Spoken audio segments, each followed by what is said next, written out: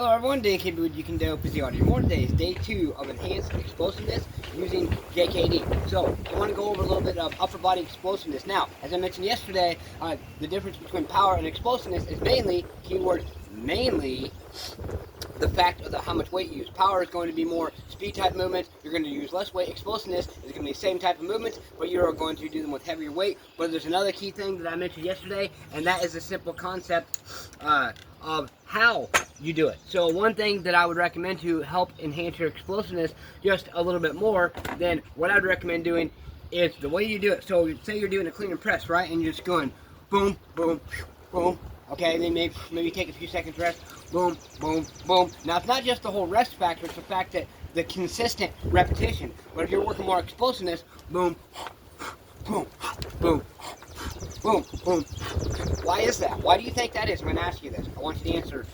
Why do you think that is, that just by simply changing the way you do the movement, decreasing the rest time, how is that going to enhance your explosiveness even more if the general concept is more weight or less weight?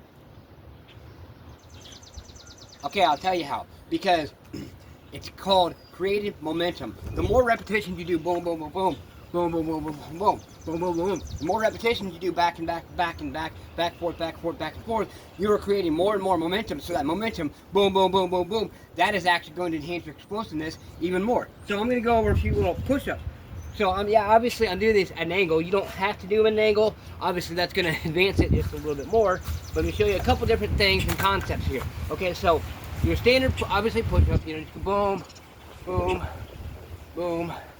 Whether you do regular, whether you do fingertip, okay, whatever it is, right? Okay, but explosiveness, you can do several different ways. You can do just by pushing with your hands, or you can just push up and have your whole entire, so I moved back a little bit, have your whole entire body do it. But let's just focus on the hands themselves, okay? And yes, even though I'm not adding more weight, it still is going to enhance your explosiveness because it is explosive type movement. However, you put a weighted vest on or a backpack with weight. Now, if you do a backpack with weight, make sure you're careful as to weights aren't throwing yourself around because you can get hurt. I've almost done that before.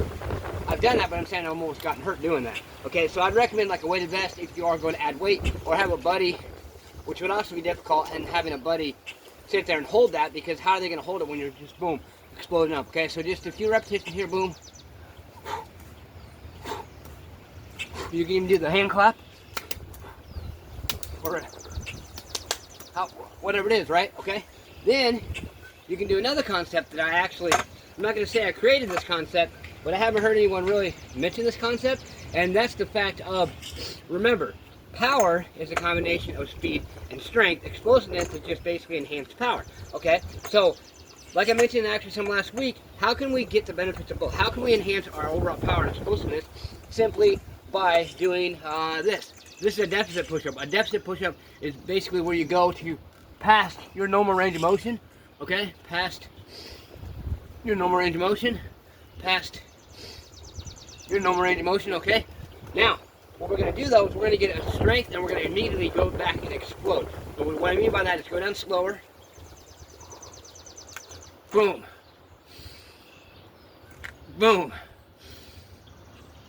Boom. Now I can't do the whole hell of a lot right now because I torched my shoulders, my chest. I don't isolate a lot of training, but I did other exercises too, but I was mainly focusing on my chest and shoulders, and I actually did that combination of other exercises, conditioning of course, like always, over 2 hours, about pretty much, yeah, 2 hours.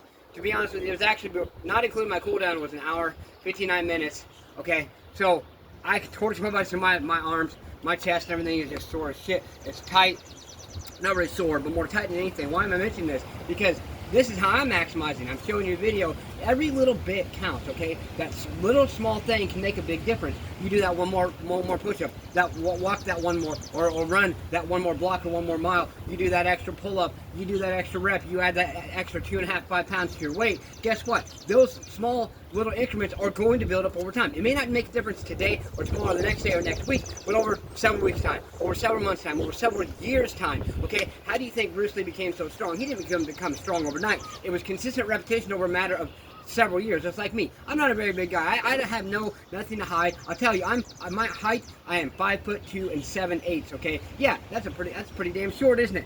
people are like, oh, well, why do you got it around it? So you know what? If I could just be 5'3", I would be satisfied. But it doesn't matter, okay? It's kind of a joke. But also, I only weigh about 122 to 126 pounds, depending. I fluctuated at pretty much the same weight for the last 16 years, with a couple small exceptions when I was actually trying to gain some more muscle, in which I actually one time got up to 139 pounds. I was pretty solid, but I felt like I was weighing myself down. Okay, but I have honestly, I'm not a very big guy. Here's the point I'm making here. But I have been told, wow, you know, you're a little guy, but you're pretty damn strong for your size. Okay, it's not about, you know, having big muscles and whatnot. I actually trained someone many years ago who was actually significantly bigger than me, and they had a stronger grip and everything. I'm like, this guy's, he's going to just dominate me doing bench press. And we weren't like doing competition, but I wanted to see where he was at as far as his strength in his chest and shoulders. And you know what? This goes to show, he could honestly barely do probably half to 3/4 the weight that I did, not even maxing out. I'm talking about doing with reps, okay? So it gives you an idea. It's not about the size of the muscle. That's what you can focus on, is the muscle functionality, how the muscle functions, how you can be able to do each push, each punch, each kick, each repetition, whatever it is in your life, okay? So look, remember, it's not all about having the big muscles. You can gain strength and have small muscles at the same time. However, yes, a bigger muscle is naturally going to be potentially be stronger, but that's not always the case. Okay, so do these things and embrace your discomfort today. Believe in yourself. Believe you can do it, and believe that you deserve a smash punch, kick that like button. Just don't break it. Let's get out and do something. Do more than what you did yesterday. Get your ass up today and grind. What have you done today to push yourself, to grind, to embrace that discomfort? Create momentum. Be consistent, stay consistent, create momentum, and keep the momentum going. Push yourself. Let's go.